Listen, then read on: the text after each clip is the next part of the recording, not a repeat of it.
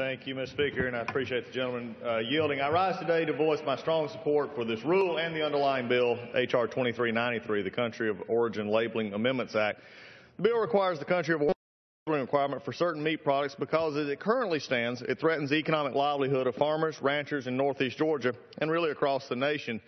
Because like so many regulations that have been promulgated and upheld by administrations, it has achieved nothing but harm to our economy, not what it was, quote, intended to do.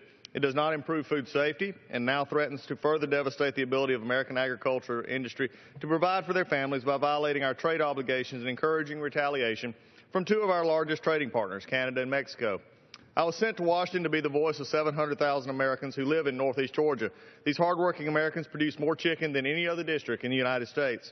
And now, like so many other Americans, they're facing devastating financial harm because of the cool requirement, which arbitrarily mandates that meat products have a label that shows what country they were produced in.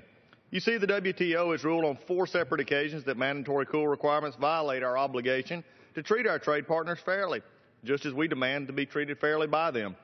Now Canada and Mexico can seek to impose retaliatory tariffs against not only our meat exports, but exports on virtually every industry in the United States.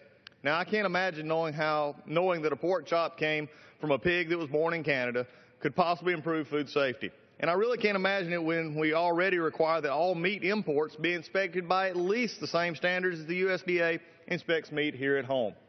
But I can tell you that it takes no imagination to foresee how this will affect our economy. Our trade partners will retaliate against us by taxing our exports. Retaliatory tariffs are expected on $493 million worth of Georgia exports alone.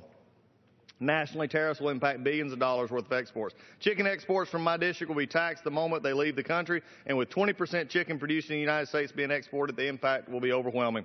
So what will happen if we fail to repeal these mandates?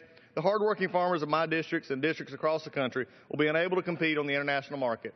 We support this rule and the bill, and with that, I yield back.